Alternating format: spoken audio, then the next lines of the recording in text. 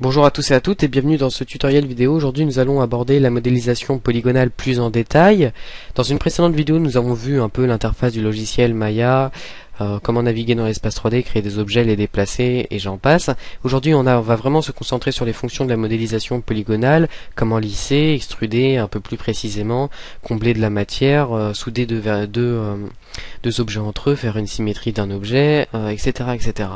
Donc pour commencer, c'est pas vraiment important, mais j'ai rajouté dans chacun des shelves donc les icônes Delete History et Center Pivot que vous retrouverez donc dans Modify Center Pivot et Edit Delete by Type History. Ça m'évite que même lorsque je suis pas dans mon shelf d'avoir à aller dans les menus qui font perdre quand même pas mal de temps. Enfin bref, on va commencer tout de suite par la création d'un cube. Donc je crée un cube, j'appuie sur 5 pour passer en mode shaded, je grandis mon cube, donc R échelle, et on va tout de suite parler des normales. Donc les normales c'est quoi? Pour parler des normales, en fait on va parler de la direction des faces. Chaque face a une direction, et cette direction est délimitée par une droite perpendiculaire à cette face. Ce sont les normales. Pour afficher les normales, il suffit d'aller dans le menu Display, Polygone, donc je laisse le menu afficher en cliquant sur les pointillés, et on va dans Face Normals. Et je peux, donc ici on peut voir que les normales sont trop grandes, vous les reconnaissez. Je vais dans Normal Size et je peux modifier. Donc je vais mettre, on va dire 12. Et ici j'ai donc une taille adaptée. Je vais juste cacher la grille temporairement et je vais quitter cette fenêtre. Et ici on peut donc voir les normales qui sont affichées. Si j'appuie sur 4, on peut voir que les normales ne sont donc pas à l'intérieur, logique, puisque la direction des faces va vers l'extérieur. Par contre, si je fais clic droit et que je choisis une face et que je vais dans le menu normal, donc ce menu, c'est là qu'il y aura toutes les options dédiées au normal, vous vous en douterez. Si je vais dans Reverse, je ne vois plus ma normale, tout simplement parce que maintenant elle est à l'intérieur. Vous l'aurez compris. Je vais juste sous l'outil de sélection, vous l'aurez compris. Donc quelle influence ça a? Donc au passage, la taille des normales, ça n'a aucune influence sur... ça n'a aucune influence, vous en serez douté, mais je le précise au cas où. Donc les normales, quelle influence ça a donc sur le reste donc de la scène ou de la modélisation? Tout simplement, si vous avez une normale à l'envers et que par la suite, imaginons que vous lissez votre objet, si vous n'avez pas toutes les faces dans la même direction, ça va créer un problème. Comme on le verra, je le montrerai à la fin. Ou alors, si vous faites un rendu avec des... imaginons que vous savez mettre des matériaux sur vos objets, ça pourra créer des erreurs. Donc il est toujours préférable que toutes les faces soient dans la même direction. Pour cela, vous regardez la direction des normales, mais le problème c'est que les normales ne sont pas toujours affichées, comme par défaut dans Maya. Donc je vais les cacher, et on va voir comment savoir si les faces sont dans la bonne direction. Donc pour cela, il me suffit d'aller dans le menu Lighting du panel menu et je clique sur Two Side Lighting. Et ici on peut voir que la face qui est dans la mauvaise direction est en noir. Si je vais à l'intérieur de mon cube, toutes les faces sont en noir sauf celle qui est dans la mauvaise direction. Donc ici je peux rechanger cette normale. Donc par là je vous explique tout au début le système des normales parce que c'est plutôt important de savoir un peu comment fonctionnent les faces dans Maya. Et puis lorsqu'on va utiliser les outils Move, on peut utiliser le déplacement par rapport au normal. Donc il sera important de savoir ce que c'est, comme on le verra par la suite. Et donc je réaffiche ma grille et on va tout de suite revoir l'extrude, au cas où vous ne savez pas ce que c'est. Vous ne sachez pas ce que c'est. Donc je sélectionne ma face et je peux aller dans Edit Mesh, Extrude. Donc ma face mon extrude peut être créé, je peux rajouter de la matière. Je peux aussi faire une extrude en passant donc par le shelf, comme certaines fonctions qui sont ici. Donc si vous ne savez pas à quoi correspond une icône, vous passez dessus, vous avez soit une petite étiquette qui s'affiche, soit vous regardez ici dans l'help line. Je peux resélectionner une face, je peux faire Shift clic droit extrude. Donc quand vous faites Shift clic droit, vous avez la plupart des fonctions que je vais vous montrer. Et je peux extruder. Je peux aussi appuyer sur G pour répéter la dernière fonction.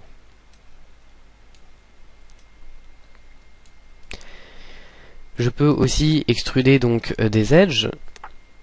Forcément, je peux aussi extruder donc des vertex. Je vais dans Lighting, Two Side Lighting, puisque ça sert plus à rien. Donc ici, il y avait une face qui était à l'envers, mais ça on s'en moque pour le moment. puisque je vais supprimer ce cube tout de suite.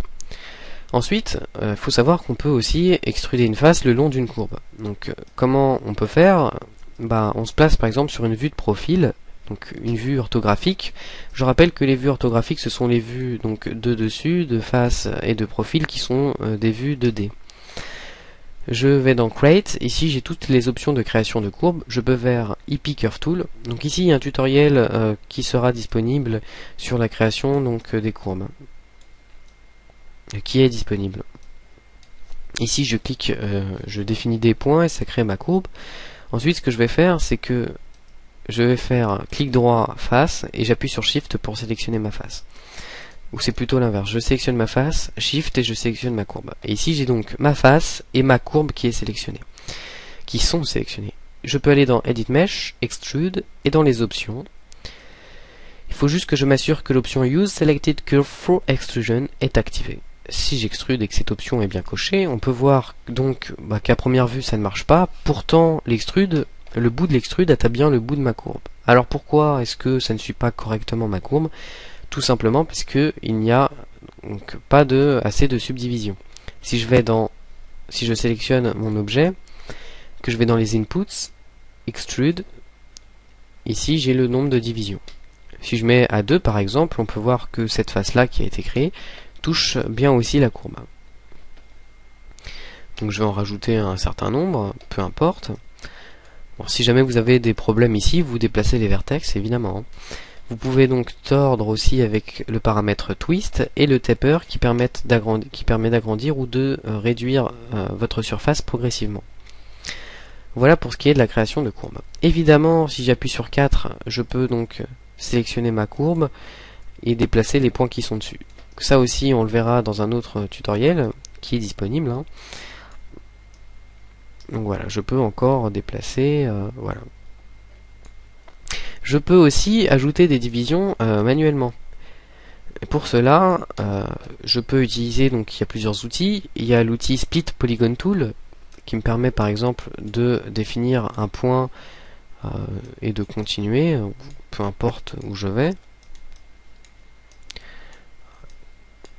Imaginons comme ça. Bon, ici ça sert à rien, mais voilà. Ici j'ai pu rajouter des divisions. Je peux aussi utiliser l'outil Insert Edge Loop Tool. Split Polygon Tool et Insert Edge Loop Tool sont deux outils avec l'extrude absolument à retenir. Donc les autres aussi, mais ceux-là vraiment ce sont les plus utilisés, en tout cas pour moi. Donc une fois que je sélectionne l'Insert Edge Loop Tool, donc je vais d'ailleurs le rajouter dans le Shelf Polygon, puisque ça m'étonne d'ailleurs qu'il n'y soit pas. Ici il y a le Split Polygon Tool et ici l'Insert Edge Loop Tool. Je clique dessus, je peux définir une rangée d'edge automatiquement sur mon objet. Voilà, comme ici. Que je peux, donc ça crée donc forcément des nouvelles faces et des nouveaux vertex. Ici je pourrais par exemple extruder ou faire quelque chose comme ça. Donc il y a d'autres fonctions donc qu'on pourrait voir. Ici on va voir comment supprimer des edges. Pour supprimer des edges, je sélectionne donc des edges. Alors ici, je sélectionne ici, et voilà. Ici j'ai toutes mes edges qui sont sélectionnées. L'erreur à ne pas faire, c'est d'appuyer sur la touche efface. Alors pourquoi on pourrait pas faire ça? Tout simplement parce que si je fais clic droit, il reste toujours les vertex. Donc c'est pas grave puisque vous pouvez encore les supprimer après. Mais après, faut surtout pas oublier de les supprimer, sinon ça va être un problème par la suite. Donc j'appuie sur Z pour revenir en arrière.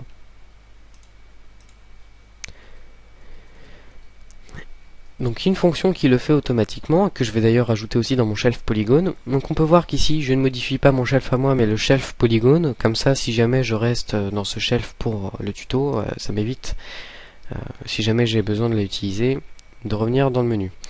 Donc ici c'est Delete Edge Vertex. CTRL SHIFT, je clique, et il est donc ici. Je le mets là.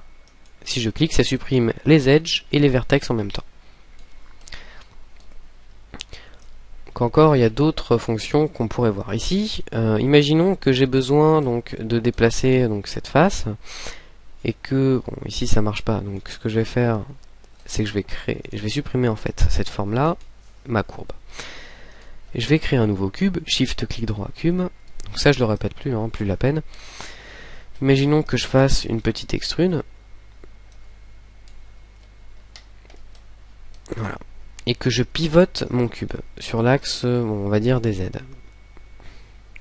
Donc dans la channel box, dans Rotate Z, je vais mettre par exemple 45 degrés, imaginons.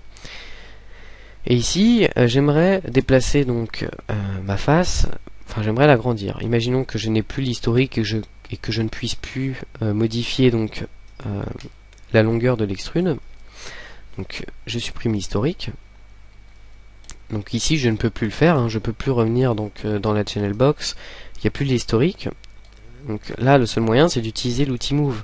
Vous êtes d'accord? Et même si je me place en vue de profil, en fait il va être difficile. Bon, ici c'est possible parce que ce que je vais faire, c'est que je vais encore rendre les choses plus difficiles. C'est que je vais le pivoter ici aussi.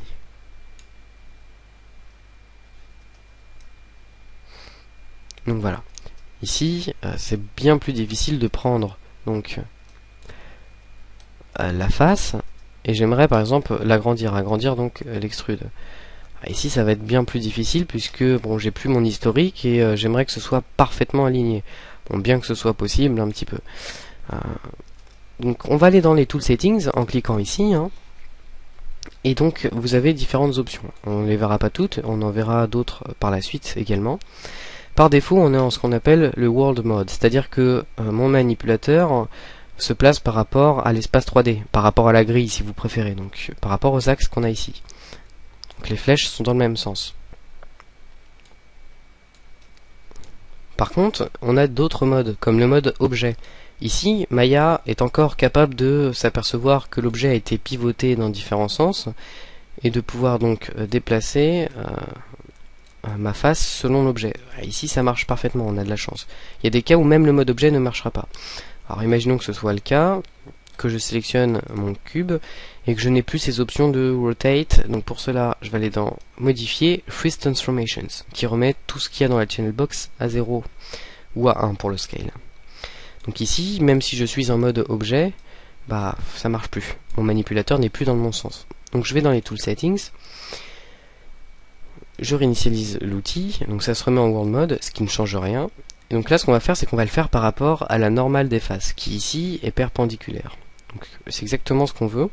Donc on pourrait cliquer sur Normal, mais ça ne marche que pour les vertex. Pour les faces, il faut cliquer sur Normal Average. Et ici, ça marche parfaitement bien. Donc ensuite, il y a d'autres options, je vous laisse découvrir un petit peu, hein, mais sachez quand même que l'outil Move, vous ne maîtrisez pas l'outil Move normalement si vous avez uniquement suivi la première vidéo. Donc on verra le Soft Selection uniquement par la suite. Et vous avez aussi le Reflection qu'on verra. Donc je réinitialise l'outil et je supprime mon cube. Je passe dans la channel box. On a toujours d'autres options. Par exemple, si j'ai un trou dans mon cube, imaginons, ici je peux le combler. Bon, sur un cube comme ça n'a aucun intérêt parce qu'il me suffit de recréer un cube, mais sur un modèle 3D complexe, c'est pas des primitives, donc il va falloir utiliser cette fonction. C'est-à-dire que vous allez dans Edit Mesh et vous avez la fonction Append to Polygon Tool. Si je clique, je dois définir un premier edge et un second. Et voilà. Ici j'ai donc mon cube qui est rempli.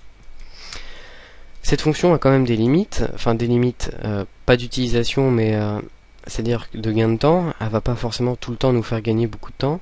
Ici dans le cas d'un cylindre où je supprime les faces du haut, seulement, la fonction Append to Polygon Tool que je peux activer en appuyant sur Shift, clic droit, va être un peu plus longue à utiliser. Il faut que je clique donc successivement donc sur les bords et en plus il est possible que je me trompe en cliquant plus bas, etc. Donc j'appuie sur Sup pour revenir en arrière. Alors ça va être un peu long. Donc ce que je vais faire, c'est que je vais revenir en arrière. Et il va y avoir une fonction qui va remplir automatiquement les trous également. Donc pour cela, je vais sélectionner tous les edges qui sont ici. Et avant de parler de cette fonction, on va parler de ce qu'on appelle les conversions de sélection. Donc qu'est-ce que c'est? Vous les trouvez dans Select. Donc dans Select, on a tout ce qui est sélection donc d'edge, de vertex, etc. Ça va nous permettre par exemple de sélectionner un edge loop, comme ici. C'est-à-dire que je clique.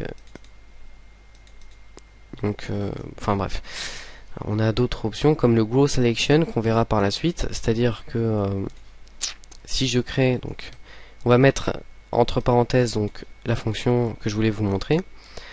Imaginons que je crée un plan polyplane. Je le grandis, j'aimerais sélectionner par exemple toutes les faces, toutes les faces qui sont, toutes les faces sauf celles qui sont au bord. Ici, il me suffirait de sélectionner ces 4 faces-là et de faire grandir la sélection. C'est ce qu'on appelle un Grow Selection. Pour cela, ce que je fais, c'est que j'utilise donc Grow Selection du menu Select. Je clique. Si je vais trop loin, je peux revenir en arrière, soit en appuyant sur Z, soit en réduisant la sélection. C'est ce qu'on appelle un Shrink Selection, qui se trouve ici. Vous avez donc le raccourci clavier, donc qui sont ici, qui sont présentés, donc supérieur ou inférieur. Et voilà.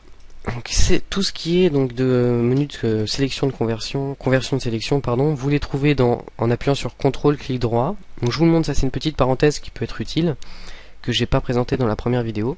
Et ici vous avez le Grow Selection et le Swing Selection si vous oubliez les raccourcis. Vous pouvez aussi sélectionner tous les vertex, donc tous les vertex de cette face.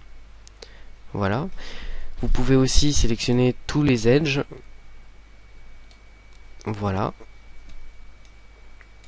Donc ça peut être pas mal pratique. Si par exemple vous sélectionnez tous les vertex, vous prenez du temps pour sélectionner un groupe de vertex et que vous vous dites tiens, les edges auraient été plus faciles à manipuler ici, vous faites CTRL clic droit, to edge. Ou l'inverse, to vertice. Donc encore entre parenthèses, souvent je dis vertex, c'est une faute puisque les vertex au pluriel se dit vertic ou vertice. Alors moi j'ai pris l'habitude, donc je dirais vertex. Mais c'est pas très grave. C'est une faute dans laquelle il faut pas faire attention. Donc voilà. Ici, on revient sur mon exemple. Imaginons que je veuille combler ce trou, donc je sélectionne toute la rangée d'edge en double cliquant dessus, et je vais dans Mesh, et j'ai une fonction qui s'appelle Fill All, donc remplir le trou. Et voilà, c'est directement fait. Ensuite, on a des fonctions qui nous permettent par exemple de dupliquer ou d'extraire une face. Pour extraire une face, vous allez dans Mesh, Extract. Donc qu'est-ce que ça fait? C'est que ça prend la face et que ça en fait un objet différent, à part entière. Ici j'ai donc ma face qui est un objet à lui-même. Alors à quoi ça peut servir? Ça peut servir à plein de choses. Si je fais un center pivot, ici par exemple je pourrais faire une sorte de couvercle. Voilà, je suis pas très inspiré, je vais faire un extrude. Imaginons que je vais baisser un petit peu. Ensuite j'appuie sur G et je fais une échelle. Et voilà. Donc ici je fais une sorte de couvercle.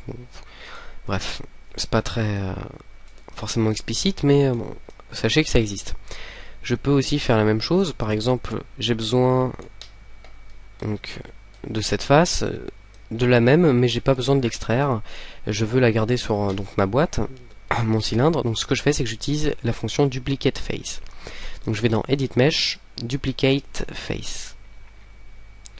Ici, j'ai gardé la face sur mon cylindre, mais je l'ai extraite en même temps. Parce que j'ai dupliqué la face. Voilà. Donc ça peut être utile aussi de temps en temps. Après, il faut savoir comment l'utiliser et en avoir l'utilité. On a toujours plein d'autres fonctions, telles que par exemple le Wedge Face, qui va me permettre d'extruder une face autour d'un edge. Donc je sélectionne une face, j'appuie sur Shift et je sélectionne un edge. Et je vais dans Edit Mesh et je vais Wedge Face. Ici j'ai pas beaucoup de paramètres, j'en ai deux, l'angle et le nombre de divisions. Voilà, donc c'est tout bête. On a encore d'autres fonctions que je vais énumérer. On a par exemple le Bridge qui va permettre de relier deux edges. Ici par exemple, imaginons que je mets mon niveau de division à 1. Je vais pouvoir relier donc ces deux objets par une sorte d'extrude. Donc je vais sélectionner mes deux objets. Il faut d'abord que je les combine. Pour combiner deux objets, vous allez dans Mesh et vous faites la fonction Combine. Ici, mes deux objets en fait ne sont plus que... c'est comme si j'avais qu'un objet ici. Maintenant, je peux donc sélectionner les edges plus facilement. Et je vais dans Edit Mesh, Bridge. Et je m'assure de réinitialiser donc la fonction. Et voilà, ici j'ai relié mes deux objets. Je peux baisser le nombre de divisions. Ou l'augmenter, peu importe. Alors moi, je vais supprimer ces faces. Et je vais supprimer l'historique. Et je vais recommencer. Parce qu'on peut voir que la fonction bridge, on va pouvoir voir que la fonction bridge a plusieurs paramètres. Premier paramètre, c'est le type de bridge. Ensuite, on a le nombre de divisions et le smoothing angle. Mais ça, on s'en moque. Puisqu'on peut les modifier par la suite. Donc, le type de bridge. Le premier, c'est le mode linéaire. C'est celui qu'on vient de voir. Donc, c'est linéaire, c'est plat. Donc, dans ce cas-là, ouais, bof. Ça peut être pas mal pratique, mais pas trop non plus. Après, on a tout ce qui est smooth path et smooth path plus curve. Donc ça va servir à quoi? Ça va servir à avoir quelque chose de plutôt lisse. Donc la différence entre le smooth path et le smooth path plus curve, c'est qu'il y en a pas, c'est juste que, enfin, ça va être le même résultat. La seule différence est que dans le smooth path plus curve, il va y avoir une courbe qui va nous servir à modifier le bridge par la suite. Donc je vais le faire. Et ici, qu'est-ce qu'on a? On a quelque chose qui relie donc. Hop. Ici, il faut que je sélectionne les vertex, les edges. J'appuie sur G. Et ici on a quelque chose de plus lisse, on peut voir que bah, c'est smoothé, on va dire. C'est lissé. Je peux augmenter le nombre de divisions et on peut voir qu'on a un problème au niveau de l'affichage. Donc moi j'ai pas compris pourquoi ça faisait ce problème. Si quelqu'un a la solution, merci de le poster en commentaire. Donc pour le seul moyen que j'ai trouvé pour le régler, c'est de faire un clic droit. Donc si vous n'avez pas vu comment appliquer des textures, vous faites, je vous explique juste comment on fait. Vous faites un clic droit, Assign Existing Material et vous faites Lambert 1. Alors ici ça remarche. Ici on a quelque chose de parfaitement lisse. Et vous pouvez encore modifier donc la courbe comme vous le souhaitez. Voilà à quoi peut servir le bridge. Donc moi je supprime. On a toujours tout un autre, tout un tas de fonctions plus ou moins pratiques. On peut par exemple avoir le centre du face. Par exemple, j'aimerais un vertex au centre de cette face. Bah, ce que je fais, c'est que je vais dans Edit Mesh, Poke Face. Et ici, j'ai donc un vertex que je déplace. On a encore, par exemple, les fonctions merge qu'on verra par la suite. On a la fonction bevel. Les fonctions bevel très utiles. J'ai par exemple sélectionné tous les edges de mon cube et je vais aller dans Edit Mesh Bevel. Et ici, dans l'offset, je vais pouvoir réduire la taille de ce bevel et le nombre de segments qu'il y aura. Par exemple, si j'augmente un peu plus et que j'augmente le nombre de segments, on aura quelque chose de vraiment lisse. Donc voilà à quoi peut servir le bevel. Donc ça va être très pratique lorsqu'on verra le smooth par la suite, pour durcir les bords ou avoir quelque chose de plus précis. Donc ici c'est le cas, et ça nous permet, sans utiliser donc ce qu'on appelle le smooth, qui permet de lisser, tout en gardant uniquement des polygones à 4 côtés, pardon, ce qu'on appelle des quads, quelque chose de lisse. On a aussi le Shimmer Vertex. Donc je vais créer un autre cube. En fait, le cube, c'est surtout le primitif qu'on utilise pour faire des démonstrations. Je vais dans Edit Mesh, Shimmer Vertex. Et ici, qu'est-ce que ça a fait? Ça a pris chacun des vertex et ça a fait ce qu'on appelle chamframé. Je ne sais pas si je le prononce correctement, mais vous pouvez le faire uniquement sur donc un groupe de vertex que vous avez sélectionné. Alors, en fait, ici, au départ, vous avez un vertex, puis maintenant, vous en avez 3. Voilà, donc moi j'utilise pas trop. Bref.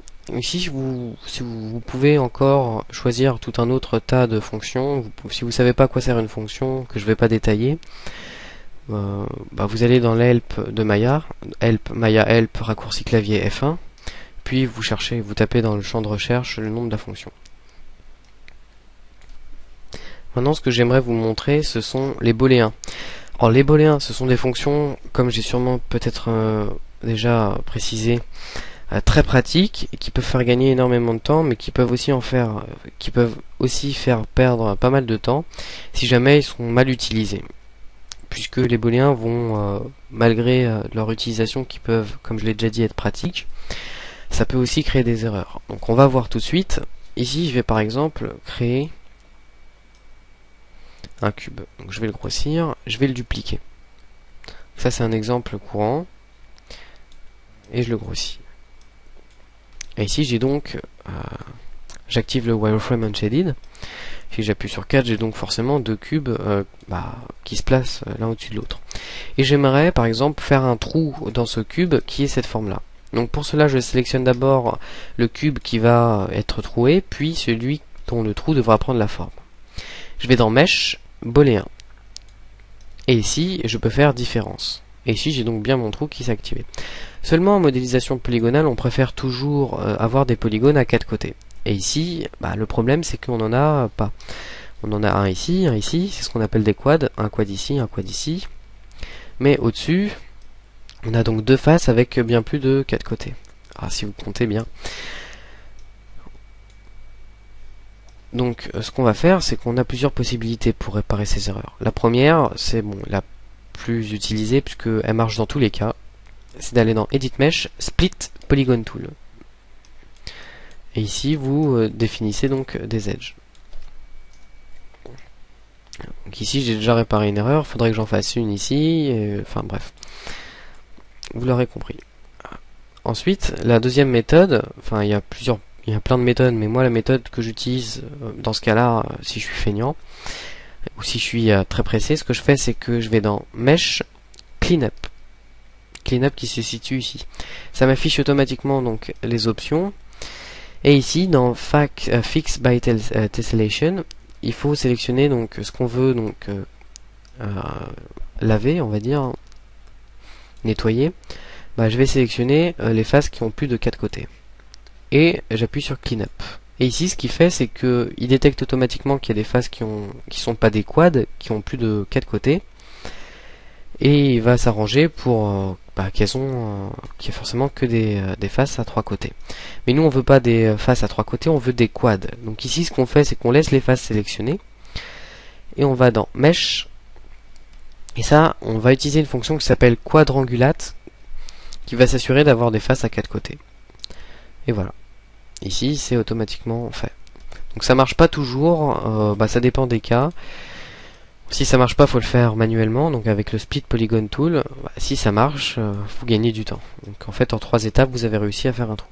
Donc ici, dans ce cas-là, c'est complètement inutile d'utiliser les booléens puisque ça nous fait perdre du temps. Il aurait fallu rajouter des divisions là et faire une extrude. Et vous aurez eu le même résultat. Ici, on peut croire que c'est une sorte d'aimant, donc hop, vous faites une petite échelle.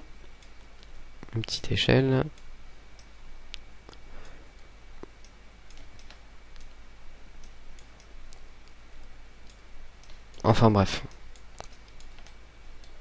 Je supprime et je reviens, soyons sérieux.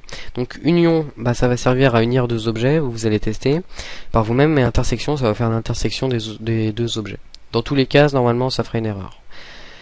Sauf intersection, il est possible que ça en fasse pas. Enfin bref. Maintenant, je vais vous montrer donc ce qu'on appelle comment sculpter des objets. Donc c'est ce qu'on appelle l'outil Sculpt Géométrie, donc le Sculpt Geometry Tool. Et pour cela, on va créer un plan. Donc cette technique est très utilisée lorsqu'on veut créer par exemple un terrain, le sol ou quelque chose, par exemple un terrain de nature, etc. Je vais placer mon nombre de divisions à 50. Donc, ça peut sembler beaucoup au début. Mais plus on va sculpter notre objet, plus il va en falloir. Donc ici, j'ai mon terrain, mon futur terrain, je vais cliquer dessus. Je vais double-cliquer pour afficher les options. La Tool Settings va automatiquement s'afficher. Et je clique sur Reset Tool. Et par défaut, donc avant de commencer, je vais aller tout en bas, dans Display, et on va décocher cette case, Show Wireframe, pour pas que ça nous gêne. Si j'appuie, on va voir que je vais creuser dans mon terrain. Alors pourquoi ça fait ça? Donc comment ça se fait? C'est parce que en fait dans Opération, je suis par défaut dans Pousser. On va voir les différents paramètres, en tout cas les plus utiles. Ici on a par exemple le radius, le diamètre du pinceau, que je peux modifier en appuyant sur B, en maintenant B enfoncé, et en cliquant glissant. Ici je peux donc modifier la taille du pinceau. Et vous voyez que ça se fait automatiquement, ça pousse automatiquement les faces par rapport à leur normale. Ici on peut voir que la référence c'est la normale. Comme quoi c'est assez important les normales. Ici on a le profil, enfin on a l'opacité et tout un tas d'autres de paramètres. Ici on a le profil, donc c'est tout simplement la forme du pinceau, nous on va laisser, ça nous suffit. Et ici on a l'opération, par défaut c'est poussé, je peux aller sur tirer. Donc ici on peut voir que ça commence à faire n'importe quoi. Ici j'ai trois autres options qu'on va voir tout à l'heure. Et ici j'ai une petite gomme avec une sphère. Donc c'est ce qu'on appelle l'erase. Ça sert tout simplement à revenir au polygone d'origine. Très pratique. Alors, ici j'ai le plan comme il était avant. Donc voilà, ce sera sûrement utile lorsque vous avez des formes et que vous voulez revenir en arrière. Donc ça vous l'aurez compris. Donc qu'y a-t-il d'autre comme paramètres? Donc je voulais jouer un peu avec les paramètres ici. On a dans l'onglet stroke la possibilité de faire une réflexion donc, de notre pinceau sur l'axe X, Y ou Z pour les objets symétriques. Donc ça nous évite, c'est vraiment pratique, donc ça vous l'aurez compris. Quoi d'autre? Donc je vous laisse tester toujours dans display. Donc vous avez compris aussi, on a les paramètres d'affichage. Voyons maintenant donc les trois opérations que je vous avais promis, donc le smooth, le relax et le pinch. Donc à quoi servent-elles? Le smooth à lisser, relax à lisser également, mais de façon moins brutale, c'est-à-dire comment on pourrait dire, corriger donc on va dire le wireframe, donc le maillage, tout en lissant un minimum. Et le pinch, on va dire à rapprocher les vertex entre eux, à pincer si vous préférez. Donc ici je vais remodéliser un terrain, je vais juste baisser ici le max displacement pour que ce soit un peu moins fort. Et je vais sculpter donc quelque chose. Je vais mettre un petit peu plus fort quand même. Donc je vais sculpter quelque chose. Donc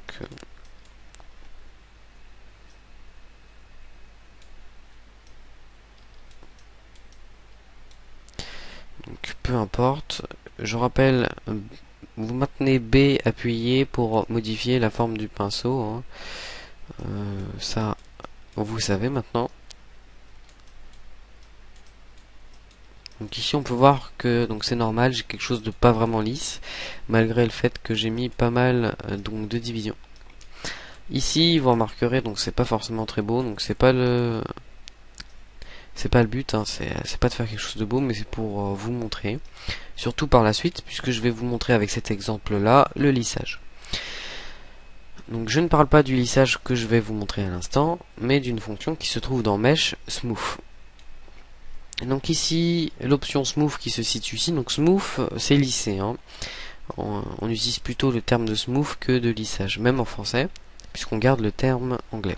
Donc ici, je vais activer le maillage pour que vous puissiez bien le remarquer. Si j'active mon pinceau, ma fonction smooth, on va pouvoir voir que je vais lisser mes polygones, mais que en même temps je vais complètement déformer donc ce que j'avais à l'origine, surtout ici. Donc la fonction smooth a une particularité, c'est que en plus de lisser, elle est vraiment très très forte et il faut l'utiliser vraiment bien, c'est-à-dire qu'il faut savoir l'utiliser, savoir bien régler donc le pinceau, ce qui ici n'est pas le cas puisque sinon je déforme complètement ma forme à l'origine. Vous allez voir, ça va plus du tout ressembler à ce qui était avant. Hein.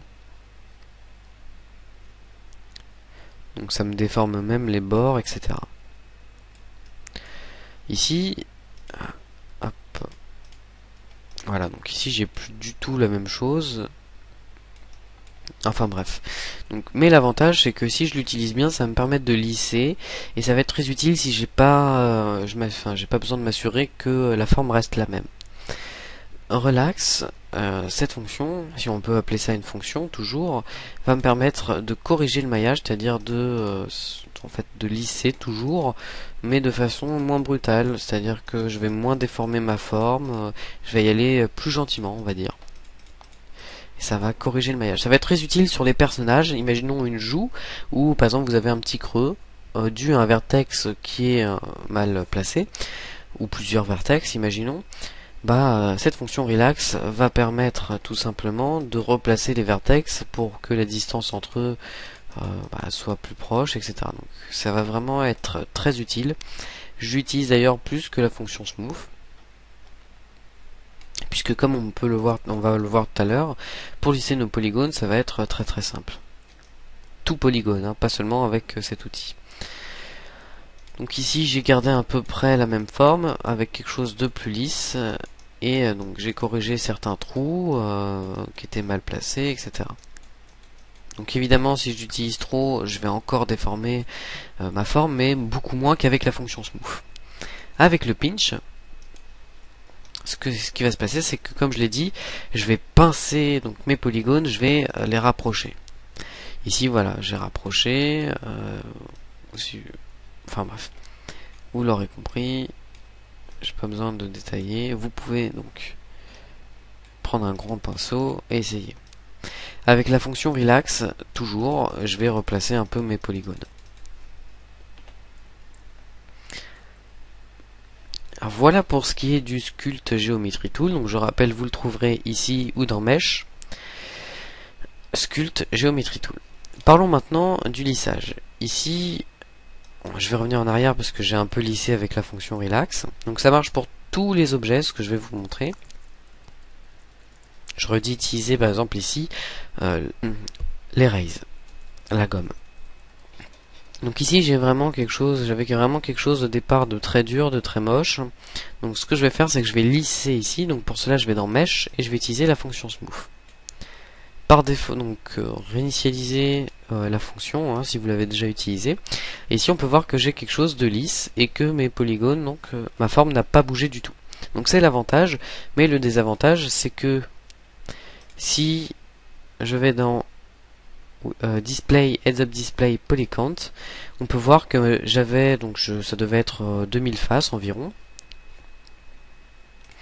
Je vais vérifier ça tout de suite. Si je mets 0 à division, donc j'avais 2500 faces, j'avais vu juste. Si j'appuie sur 1, donc le niveau de division à 1 comme par défaut, j'ai 10 000 faces. Si je le mets à 2, j'aurai donc 40 000 faces, je crois, puisque c'est on multiplie par 4. J'ai donc bien 40 000 faces. 40 000 faces, donc bon, sur une forme comme ça, ça va encore, mais ça peut alourdir grandement votre scène. Par contre, ici, j'ai vraiment quelque chose, on va dire, de pas de qualité, mais vraiment avec une grande résolution. Beaucoup de faces. Je peux même aller à 3, à 4 ou à plus. À chaque fois, je multiplie par 4 à chaque niveau de division, je crois. Si je mets 4, on peut voir que ça met un certain temps à faire. Alors voilà, il a fallu quelques secondes pour que mon ordinateur fasse l'opération. Et on peut voir que ça rame complètement. Là, je zoome.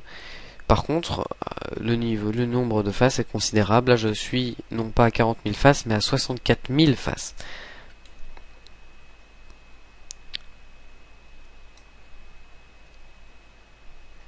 Non, c'est pas 64 000, mais 640 000 faces. Donc là, j'avais oublié un 0. Et je vais remettre à 2 pour que mon ordinateur puisse s'en remettre. À 1, tout simplement, puisque 1, ça suffit en fait largement.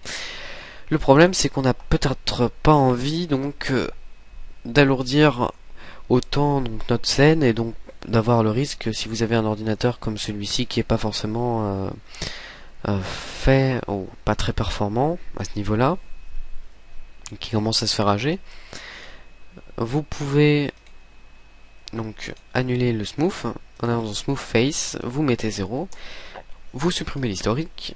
Et c'est comme si la fonction smooth n'avait jamais été utilisée. Donc elle va être très pratique si jamais vous avez besoin d'ajouter vraiment des divisions. Ici ça aurait pu être utile dans ce cas-là, puisque ça nous aurait permis de mieux utiliser donc le Sculpt Geometry Tool. Mais enfin bref. Ce que j'aimerais, c'est de pouvoir utiliser la même méthode tout en gardant la scène quasiment avec le même poids. Donc pour cela, je vais dans l'attribut Editor et je vais dans Smooth Mesh. Donc dans l'onglet Shape, Smooth Mesh. Je clique sur Smooth Preview. Et donc on peut voir que mes polygones se sont automatiquement smoothés, lissés, et que j'ai le même résultat qu'avec la fonction Smooth. C'est pour cela qu'on appelle ça la fonction Smooth Preview. Et on remarque que dans le polycount, je regarde toujours le nombre de 2500 faces. Donc c'est très très pratique, je peux même monter mon niveau de division à 4. Ici j'ai 2500 faces, alors que tout à l'heure, avec ce même niveau de division, j'avais 640 000 faces, si je me souviens bien. Donc voilà, on peut voir que c'est vraiment génial comme fonction. Bon, ne pas trop en abuser non plus, enfin, quand je veux dire, ne mettez pas tout le temps le niveau de division à 4, 2 ça suffit en général largement. Vous pouvez aussi afficher les divisions qui sont simulées, c'est-à-dire toutes les faces. Si je mets donc A3 par exemple, j'aurai toutes les faces qui auraient été créées avec la fonction smooth qui sont affichées. Et on peut voir qu'on a à peu près le même résultat. Alors si on utilise la fonction smooth preview, c'est pour pas avoir ces phases, donc voilà. Et l'avantage c'est que je peux toujours déplacer donc les vertex et que je peux désactiver et activer le smooth preview à n'importe quel moment. Mais on n'a peut-être pas envie à chaque fois d'aller donc dans l'attribut editor, ça peut être fastidieux, long, etc. Donc il existe donc des raccourcis clavier qui sont les raccourcis clavier 1 pour désactiver le smooth preview et 3 pour l'activer. Donc ça c'est vraiment à retenir, hein. C'est comme le 5 pour le mode shaded et 4 pour le mode wireframe. Donc c'est à retenir. On a aussi la touche 2 qu'on va voir dans quelques secondes, quelques minutes, mais qui est un peu moins indispensable. Donc ici, si je me mets sur 3, je lisse mon polygone. Voilà. Et si j'appuie sur 1, je donc annule le smooth preview. Mais donc qu'est-ce que ça fait ces raccourcis? Ça active tout simplement cette fonction. Par contre, j'aimerais peut-être aussi pouvoir modifier le niveau de division simplement avec la raccourci clavier. Pour cela, pour baisser le niveau de division, c'est la touche page down. Donc ici, je suis à 0, donc c'est comme si j'avais le smooth preview de désactiver. Et page up pour le monter. Donc ici, je laisse à 2 parce que c'est bien. Donc voilà pour ce qui est du smooth preview. Donc je vais quitter, donc je vais supprimer ce petit terrain et je vais pouvoir quitter donc le polycount. Je réaffiche ma grille et je vais créer un cube. On va voir que le smooth preview, si je smooth donc un cube, que ce soit avec la fonction smooth ou le smooth preview, puisque c'est pareil, donc je le dirai pas plus. Hein. Donc j'appuie sur 3 et on peut voir que j'ai une sorte de sphère. Mais bon, pas encore vraiment lissé, donc je peux augmenter le niveau de division à 4 pour des objets comme celui-ci si je veux que ce soit parfait. Ici j'ai donc une sorte de sphère. Je dis une sorte de sphère parce qu'à l'origine c'est quand même un cube, il faut pas l'oublier. Et on va voir l'utilité de la touche 2. Si j'appuie sur 2, en fait, ici on a un cube à l'extérieur qui représente le wireframe de l'objet d'origine. Je peux toujours prendre donc les vertex et déplacer les vertex comme s'il s'agissait d'un simple cube. Si je veux durcir les bords pour que ce soit simplement un cube lissé, il faut que je rajoute des divisions. Pour cela, je vais utiliser une fonction que je vous ai montrée tout à l'heure. Je vous avais dit qu'elle était très utilisée. C'est la fonction Insert Edge Loop Tool. Ici, si je rajoute une division par exemple ici, automatiquement ça durcit mes bords. Logique. Donc ça, il faut s'y habituer à ce petit concept là. Hein. Donc si je le mets sur tous les côtés, donc que ce soit de la hauteur, de la largeur ou de la profondeur, j'aurai donc vraiment un cube lissé. Ici j'ai donc, si j'appuie sur 3, j'enlève le wireframe. Je vais dupliquer ces objets pour vous montrer la différence entre un cube lissé et un cube non lissé. Alors voilà la différence, donc il y en a quand même un qui est mieux, c'est le lissé évidemment. Si vous rapprochez les vertex, les edges, vous aurez quelque chose de plus dur. Donc évidemment, il faut faire attention à ne pas sortir. Si par exemple ici, je rapproche les edges, j'aurai quelque chose de bien plus dur. Et ici, moins dur, forcément. Donc pensez-y. Donc ça marche pareil avec l'extrude. Si vous extrudez un objet lissé, forcément ça va le durcir. En tout cas si vous touchez pas l'extrude. Ici ça durcit, si je pousse, j'aurai forcément quelque chose. Donc ici si je veux faire une extrude un peu dure, toujours, alors j'extrude une première fois, et j'appuie sur G, et automatiquement ça durcit. Si j'appuie sur G plusieurs fois, voilà, ça durcira vraiment mon objet. Si je veux avoir quelque chose de vraiment dur. Donc ici, c'est un peu inutile. Ce que j'aurais pu faire, plutôt que de faire des extrudes, c'est de supprimer cette face qui est en haut, et voilà ce que j'aurais. Donc ça, faut toujours s'habituer au fait que ça peut être plus ou moins dur, qu'il faut rajouter des divisions ici ou par là. Donc ça va être la difficulté. Hein. Enfin, si on peut appeler ça une difficulté. Donc notez que lorsque je supprime une face, les bords sont automatiquement durs. Également logique. Donc j'ai pas besoin de rajouter des divisions par ici. Sauf si je veux durcir ici. Bon, bah voilà. Même si ici c'est fait, c'est pas fait correctement. Enfin bref, je peux supprimer. Et maintenant, les derniers concepts que j'aimerais vous apprendre avant d'en finir avec ce tutoriel, c'est les notions donc de symétrie pour pouvoir dupliquer donc des polygones, etc. Si je crée un cube, on va prendre une sphère, ce sera plus explicite. Je vais prendre une sphère, et je vais la couper en deux avec la vue de face. Pour pouvoir effectuer la symétrie de cet objet, il suffit d'aller dans les options scale. Donc je vous ai dit qu'il fallait les laisser à 1 dans la première vidéo. On peut aussi les laisser à -1.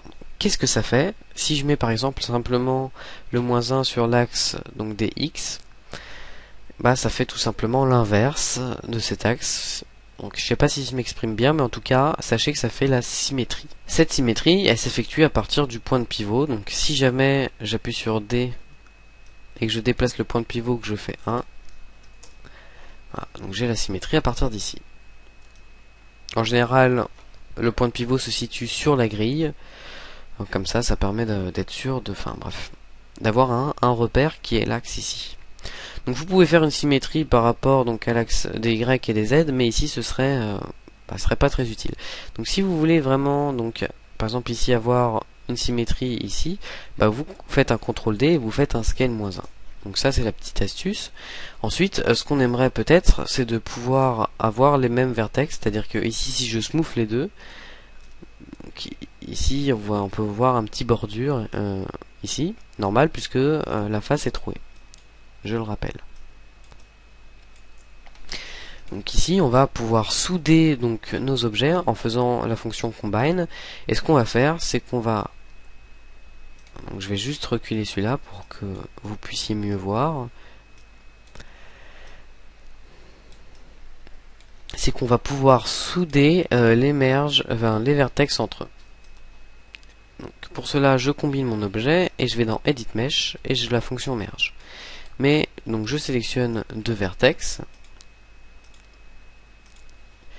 j'utilise cette fonction qui se situe, je crois, non, ici. Vous pouvez cliquer ici ou alors aller dans Edit Mesh Merge. Et donc automatiquement les deux vertex sont soudés. Donc j'ai un vertex en moins, je n'ai plus qu'un vertex. Donc c'est vraiment très pratique comme fonction, c'est indispensable. C'est aussi une des fonctions les plus utilisées, je pense. Enfin bref. Je peux sélectionner toute une rangée d'edge. Par exemple ici. Je vais sélectionner cela.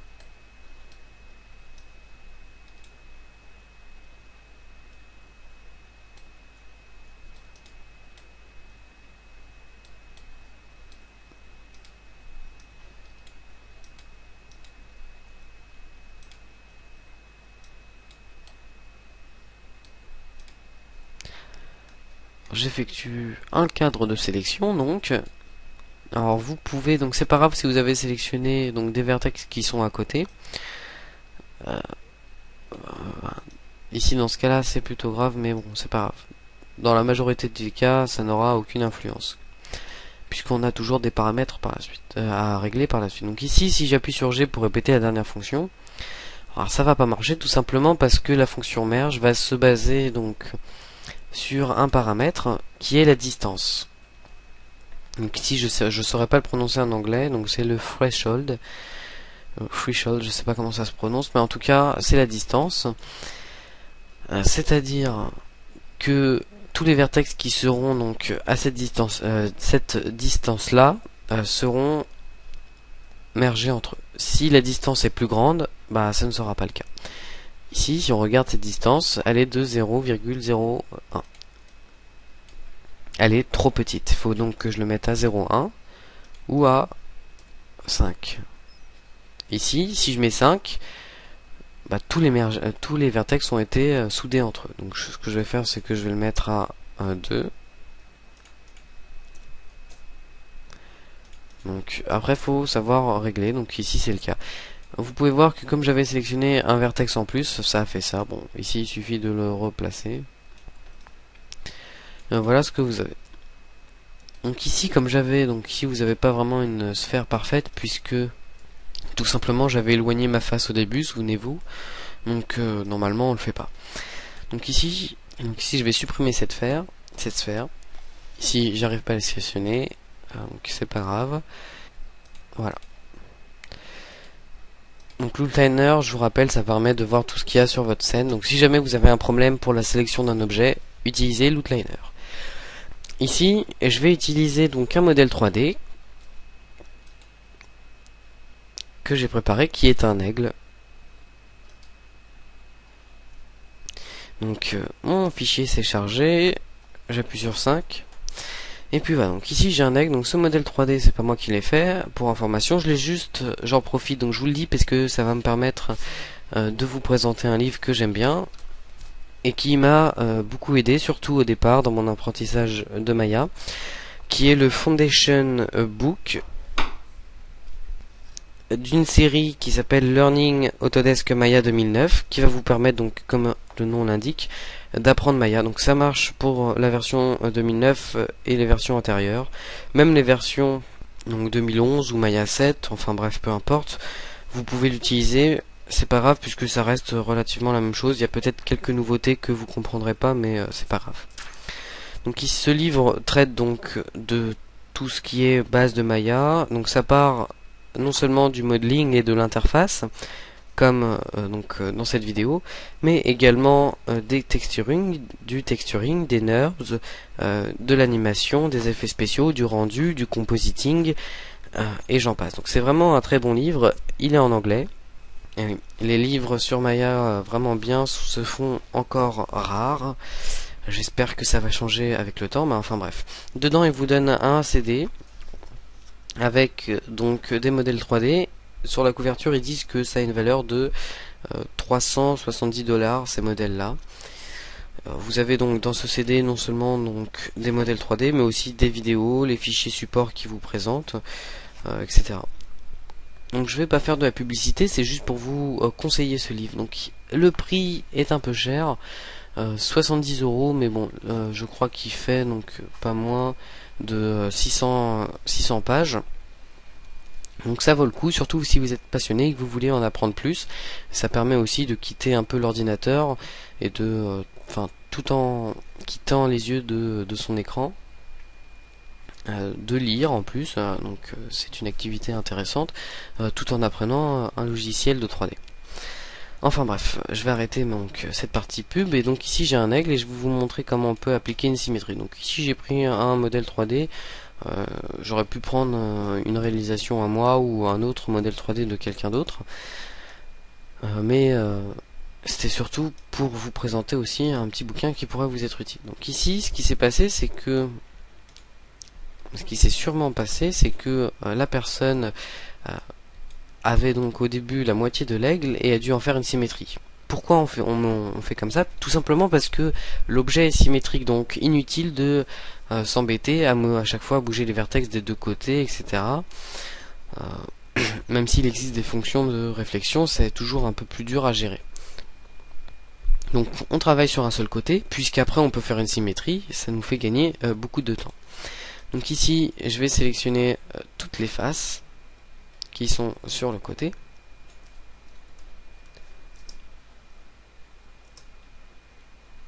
Donc ici, faut vraiment sélectionner toutes les faces.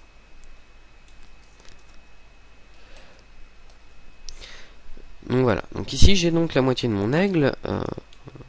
Oui, vraiment. J'avais peur qu'il y ait une autre partie qui soit restée. Donc voilà. Ici c'est donc vraiment ce qui a dû se passer, puisque c'est comme ça que ça se passe la plupart du temps. Donc je peux toujours avec la touche 3 lisser mon objet, hein. Donc ici j'ai mon aigle lissé, donc peu importe. J'en profiterai aussi pour vous montrer un problème lié au normal. Donc on va se concentrer sur la symétrie. Ici, qu'est-ce que je peux faire? Je peux tout simplement dupliquer cet objet et faire un scale -1, puisque donc je crois que le point de pivot est automatiquement sur la grille, donc c'est bon. Ici il manque plus qu'à merger, donc je vous ai montré, vous pouvez combiner les objets, sélectionner tous les vertex. Évitez de sélectionner les vertex qui sont à côté, surtout ici. Donc ça peut être la petite manipulation assez pénible. vous faites un merge. Donc ici vous avez votre symétrie. Il existe une fonction plus simple, bien plus simple, qui est faite pour ça, pour pouvoir c'est fait pour ça, c'est-à-dire que la fonction va automatiquement se charger de dupliquer l'objet, de faire un scale -1 et de merger tous les vertex qui sont au bord, tout en nous laissant la possibilité, de pouvoir modifier la distance du merge. Donc ça, c'est une fonction qui se base sur le merge. Donc je vais dans Mesh et c'est la fonction qui s'appelle Mirror Géométrie. Je réinitialise les options. Par défaut, c'est sur plus X. Donc plus X, je rappelle, c'est ici. Donc nous, on veut le faire sur -X. Donc on coche -X. On aurait pu le faire sur Y, plus Y, Z, -Z, etc. Et il faut obligatoirement, donc sinon ça sert à rien, de laisser l'option merger avec l'original.